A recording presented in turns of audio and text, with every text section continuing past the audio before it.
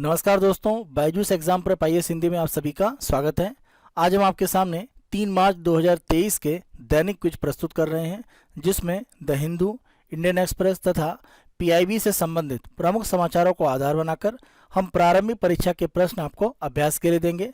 साथ साथ विगत वर्षों में यूपीएससी के द्वारा प्रारंभिक परीक्षा में पूछे गए प्रश्न हम आपको अभ्यास के लिए देंगे और अंत में आज के किसी महत्वपूर्ण तथ्य की हम चर्चा करेंगे। तो आज के सत्र को प्रारंभ करते हैं और सबसे पहला प्रश्न हम देखते हैं। लोकसभा अध्यक्ष के संबंध में निम्नलिखित कथनों पर विचार कीजिए। जब भी लोकसभा भंग होती है, अध्यक्ष तुरंत अपना पद खाली कर देगा। दूसरा कथन, यदि अध्यक्ष अपना त्यागपत्र देने का निर्णय करता है तो वह सदन के नेता को अपना त्यागपत्र सौंपेगा। तो प्रमुख रूप से लोकसभा अध्यक्ष के संदर्भ में उनके पद से हटने की जो स्थितियां हैं, उनके संदर्भ में अगर हम देखें तो आप ध्यान रखें कि अगर वो लोकसभा के सदस्य नहीं हैं तो वो लोकसभा अध्यक्ष पद से हट जाते हैं, और अगर लोकसभा अध्यक्ष अपना इस्तीफा देना चाहते हैं तो वो एक तरह से डिप्टी स्पीकर को संबोधित करके इस्तीफा अपना दे सकते हैं, और डिप्टी स्पीकर स्पीकर को संबोधित करके अपना इस्तीफा एक तरह से दे सकते हैं। लोकसभा में आप देखेंगे जो भी तात्कालिक सदस्य होते हैं, उनके बहुमत के द्वारा एक पारित जो संकल्प होता है, जो प्रस्ताव होता है, उसके माध्यम से भी लोकसभा अध्यक्ष को पद से हटाया जा सकता है। इसके लिए शर्त यह है कि कम से कम 14 दिनों का जो एडवांस नोटिस है, इसके संदर्भ में देना होता है। साथ साथ अगर लोकसभा भंग हो जाती है तो ये आप ध्यान रखें, जब नई लोकसभा का गठन होता है तो लोकसभा की जो पहली बैठक नए रूप में होती है, उस तक जो पुराने लोकसभा के अध्यक्ष हैं वो अपने कार्यकाल पर रहते हैं। तो उनका कार्यकाल तब समाप्त होता है या वो अपने पद से तब हटते हैं जब नई लोकसभा का गठन हो जाता है, उसकी पहली बैठक एक तरह से होती है। उसके पहले वो अपने पद से हटते हैं। इस आधार पर अगर हम देखें तो यहाँ पर दोनों ही कथन असत्य हो जाते हैं, क्योंकि लोकसभा भंग होते ही वो अपने पद को खाली नहीं करते हैं, और अपना त्यागपत्र उन्हें अगर देना होगा तो वो डिप्टी स्पीकर को देंगे, ना कि सदन के नेता को। तो 1 और 2 दोनों कथन असत्य हैं, इसीलिए हमारा उत्तर है डी, 1 और 2 इनमें से कोई भी नहीं। इस प्रश्न का आधार प्रमुख रूप से ये था कि लोकसभा अध्यक्ष श्री ओम बिरला के द्वारा भारत में जो राष्ट्रीय युवा संसद महोत्सव आयोजित किया गया 2023, उसके संदर्भ में जो अलग अलग पुरस्कार है उसका वितरण उनके द्वारा किया गया है। आज का दूसरा प्रश्न हम देखते हैं, निम्नलिखित में से कौन सा या कौन से सुमेलित हैं या हैं। यहाँ पर प्रश्न में जो पहला कॉलम है उसमें भगवान बुद्ध के जीवन के संदर्भ में अलग अलग घटनाएं दी गई हैं, और दूसरी तरफ उनसे संबंधित जो चिन्ह है, जो निशान है, वो दिए गए हैं। आपको मिलान देखना है। भगवान गौतम बुद्ध के संदर्भ में आप ध्यान रखें, जब उनके एक तरह से जन्म की बात होती है तो ये प्रमुख रूप से जो कमल पुष्प है उसके साथ में एक तरह से जुड़ा हुआ है, अगर हम बर्थ की बात करते हैं। और उनके द्वारा जब हम बात करते हैं प्रमुख रूप से घर से बाहर निकलकर जो निर्वाण की प्राप्ति के लिए जो प्रयास है, तो वो एक तरह से घोड़े के सिंबल के साथ में है। एनलाइटमेंट यानी निर्वाण की अगर हम बात करें तो ये जो एक तरह से बोधि वृक्ष है उसके संदर्भ में माना जाता है। पहला उन्होंने अपना जो उपदेश दिया था वो एक तरह से इस चक्र के संदर्भ में है। भगवान गौतम बुद्ध इस रूप में सैया पर जो लेटे हुए हैं उसके संदर्भ में जो चित्र होता है वो महापरिनिर्वाण के संदर्भ में एक तरह से इंगित करता है। तो इस आधार पर अगर हम देखें तो जन्म कमल के साथ जुड़ा हुआ है, गृह त्याग घोड़े के साथ में, निर्माण बोधि वृक्ष के साथ में, और पहला धर्मोपदेश चक्र के साथ में। तो चारों मिलान यहाँ पर सत्य हैं, तो हमारा उत्तर डी है। 1, 2, 3, 4 सभी सत्य हैं। भगवान गौतम बुद्ध के संदर्भ में प्रश्न पूछने का आधार प्रमुख रूप से ये है कि 7वां अंतर्राष्ट्रीय धर्म धम्म सम्मेलन, इसका आयोजन भोपाल में किया जा रहा है 3 मार्च को, यानी आज के दिन इसका आयोजन हो रहा है, और इसका जो उद्घाटन है वो राष्ट्रपति द्रौपदी मुर्मू के द्वारा किया जाएगा। तीसरा प्रश्न हम देखते हैं, नैनो उर्वरकों के संबंध में निम्नलिखित कथनों में से कौन सा या कौन से सही हैं या हैं।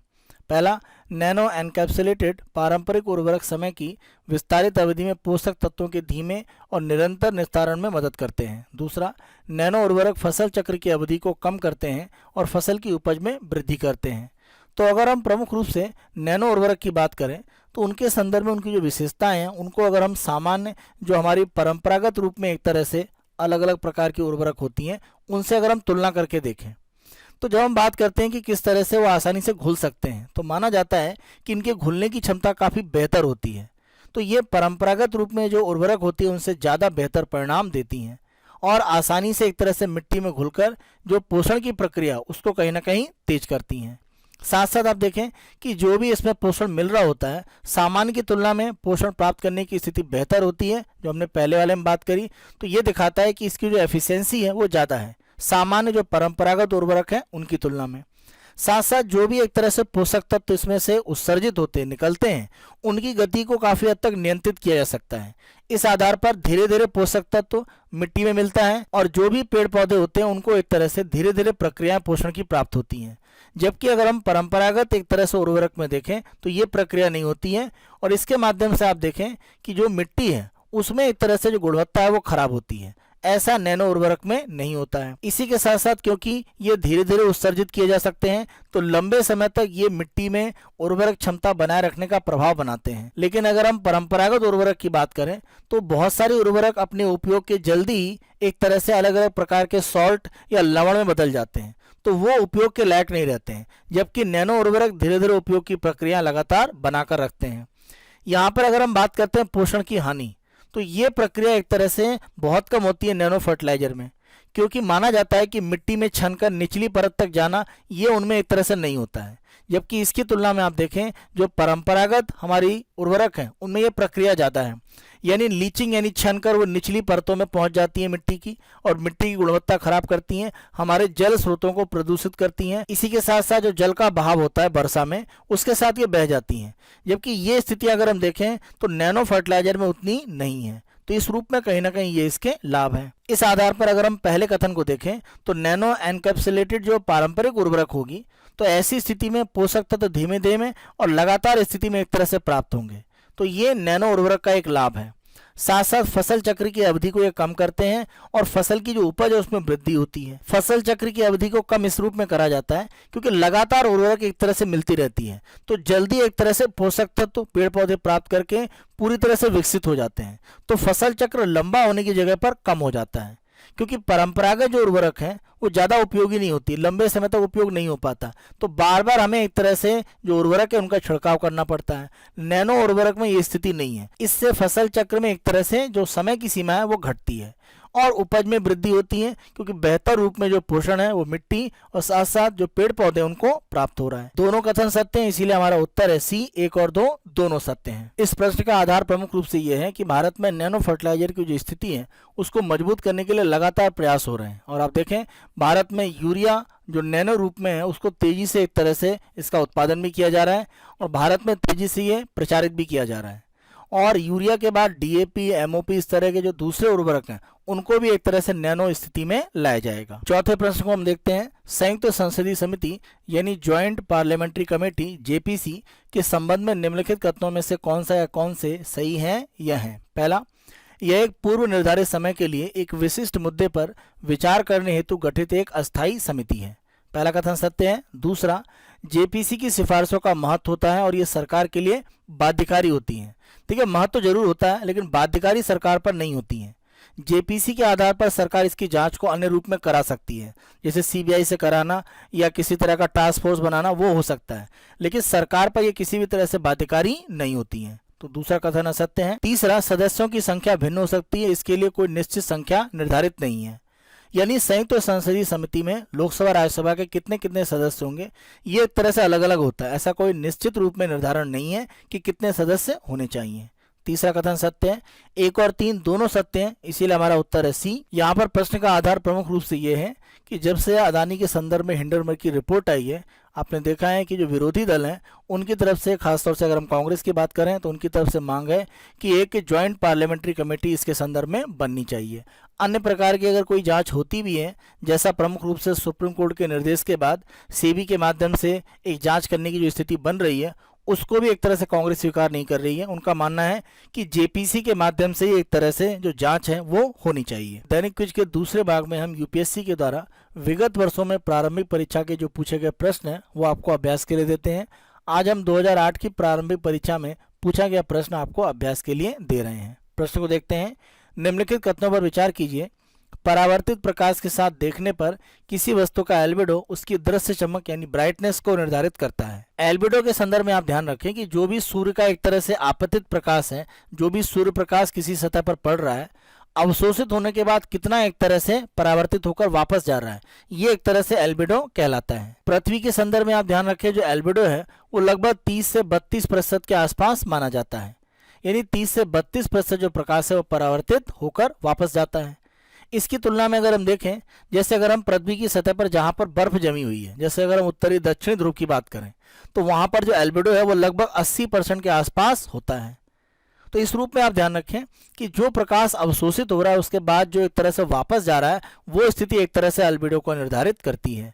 तो पहला कथन यहाँ पर आपका सत्य है। दूसरा, बुध का एल्बिडो पृथ्वी के एल्बिडो से बहुत अधिक है। जब हम अलग अलग ग्रहों की बात करते हैं, तो अगर हम वीनस या शुक्र की बात करें तो इसका एल्बिडो किसी भी ग्रह की तुलना में आप देखें अधिकतम है। उसके बाद की स्थिति में आप देखें जुपिटर है, सैटर्न है, यूरेनस है, नेपच्यून है, यहाँ पर काफ़ी हद तक जो एल्बिडो है वो एक तरह से पृथ्वी से ज़्यादा है। लेकिन अगर हम बात करते हैं बुध की, मरकरी की, तो यहाँ पर जो एल्बिडो है वो पृथ्वी से कम है, ज़्यादा नहीं है। तो इसीलिए आप ध्यान रखें, पृथ्वी की तुलना में जब हम मरकरी की बात करते हैं तो उसका एल्बिडो कम है, यानी ज़्यादा प्रकाश वहाँ से परावर्तित होकर वापस नहीं जाता है अगर हम पृथ्वी से एक तरह से तुलना करके देखें। तो बुध की स्थिति एल्बिडो में पृथ्वी से ज़्यादा नहीं है। दूसरा कथन असत्य है। केवल यहाँ पर आपका पहला कथन सत्य है, तो उत्तर है आपका ए, केवल एक सत्य है। दैनिक क्विज के तीसरे और अंतिम भाग में हम आज के तथ्य की चर्चा करते हैं, और आज हमारा तथ्य है राष्ट्रीय युवा संसद महोत्सव। इसको आयोजित करने का प्रमुख रूप से उद्देश्य ये था कि जो भारतीय युवा हैं, जो भविष्य में आगे चलकर सार्वजनिक पदों पर पहुंचेंगे, किस रूप में इस तरह के पदों पर अगर वो पहुंचेंगे तो उनकी एक तरह से विचारधारा क्या है, किस रूप में वो जनता की सेवा करने का प्रयास करेंगे। तो इसके संदर्भ में उनके जो भी एक तरह से विचार या भावनाएं हैं उनको बाहर लाना प्रमुख रूप से इस महोत्सव का एक तरह से उद्देश्य है। और अभी अगर हम देखें तो इस तरह का जो चौथा महोत्सव है उसका आयोजन एक तरह से किया जा रहा है। इसके आयोजन के संदर्भ में अगर हम देखें तो 31 दिसंबर 2017 के मन की बात का जो संबोधन था उसमें माननीय प्रधानमंत्री जी के द्वारा सबसे पहले इसके बारे में बात की गई थी। मन की बात के इस अंक में युवाओं के विचार से अवगत होने के लिए राष्ट्रीय युवा संसद महोत्सव के संदर्भ में प्रधानमंत्री जी के द्वारा बात कही गई थी, जिससे कि सार्वजनिक सेवाओं में जब भी वो एक तरह से शामिल होंगे तो किस रूप में अपनी स्थितियों को मजबूती से आगे बढ़ाएंगे, वो विचार अभी एक तरह से प्राप्त हो पाए। तो ये जो बात एक तरह से मन की बात में प्रधानमंत्री जी के द्वारा की गई थी, इसी आधार पर प्रेरणा लेते हुए राष्ट्रीय युवा संसद महोत्सव 2019 में पहले संस्करण के रूप में शुरू किया गया। और जो पहला संस्करण था उसमें जो थीम था, नए भारत की आवाज बने और समाधान खोजें एवं नीति में योगदान करें, इसमें 88,000 युवाओं ने भागीदारी करी। दूसरा, अगर हम राष्ट्रीय युवा संसद महोत्सव देखें तो 2021 में आयोजित किया गया। इसमें एक तरह से थीम था युवा उत्साह नए भारत का, इसके साथ में इसका आयोजन किया गया। इसमें 23 लाख से ज्यादा युवाओं ने एक तरह से भाग लिया और साथ साथ ये वर्चुअल आधार पर एक तरह से बनाया गया, यानी कोविड का प्रभाव था 2021 में, तो वर्चुअल रूप में इसका प्रमुख रूप से आयोजन किया गया। राष्ट्रीय युवा संसद महोत्सव का जो तीसरा आयोजन है वो 2022 में किया गया। और अगर हम 2023 की बात करें तो ये इसका एक तरह से चौथा आयोजन है। 2023 के चौथे संस्करण की अगर हम थीम की बात करें, बेहतर कल के लिए आइडिया, पूरे विश्व के लिए भारत। आप ध्यान रखें, राष्ट्रीय स्तर पर ये जो राष्ट्रीय युवा संसद महोत्सव अभी आयोजित हो रहा है, इसके संदर्भ में आप ध्यान रखें जिला युवा संसद महोत्सव भी आयोजित होता है, जो 25 से 29 जनवरी 2023 में आयोजित हो चुका है। इसमें 748 जिलों में आप देखें लगभग 2 लाख से ज़्यादा युवाओं ने भाग लिया और 150 जगह पर इसका आयोजन किया गया। साथ साथ आप देखें जिला युवा संसद के जो प्रथम और द्वितीय स्थान प्राप्त करने वाले व्यक्ति हैं उनको एक तरह से 3 और 7 फरवरी के बीच में राज्य युवा संसद महोत्सव में भाग लेने का मौका मिलता है। जिला स्तर पर जो आयोजन होता है युवा संसद महोत्सव का, यहाँ के जो विजेता होते हैं वो एक तरह से राज्य युवा संसद महोत्सव में भाग लेते हैं और राज्य युवा संसद महोत्सव के जो विजेता होते हैं वो राष्ट्रीय युवा संसद महोत्सव में भाग लेते हैं। राष्ट्रीय युवा संसद महोत्सव में जो राज्यों के प्रतिनिधि भाग लेते हैं उसमें फाइनल में जो 29 पहुंचेंगे वो एक ज्यूरी के सामने अपनी परफॉर्मेंस देते हैं, यानी अपने विचार बताते हैं और उसके आधार पर विजेता उसमें चुने जाते हैं। अगर हम ज्यूरी की बात करें तो इसमें संसद सदस्य तो होते ही हैं, साथ साथ युवा कार्यक्रम और खेल मंत्रालय के जो सचिव होते हैं अलग अलग, वो शामिल होते हैं और उनके द्वारा निर्णय देकर कुछ विजेता घोषित किए जाते हैं जिनको अंतिम रूप में राष्ट्रीय युवा संसद महोत्सव में पुरस्कृत किया जाता है। भारत में औसत रूप में अगर हम आयु की बात करें तो 29 वर्ष है, यानी हमारी जो आबादी है वो काफ़ी युवा है।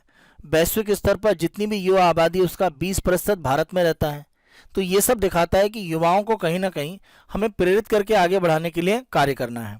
और इस तरह के जो संसद महोत्सव आयोजित किए जाते हैं, सार्वजनिक पदों पर जब वो आगे पहुंचेंगे, इसे कैरियर के रूप में अपनाएंगे, तो कैसे वो योगदान दे सकते हैं, उसके संदर्भ में जो विचार है वो प्रारंभिक स्तर पर अभी एक तरह से प्राप्त किए जा सकते हैं या उनमें सुधार किया जा सकता है। इसी उद्देश्य को लक्ष्य बनाकर राष्ट्रीय युवा संसद महोत्सव का आयोजन किया जाता है। आज के दैनिक क्विज को हम यहीं पर समाप्त करते हैं। Byju's exam prep IAS Hindi को आप बहुत अधिक पसंद कर रहे हैं।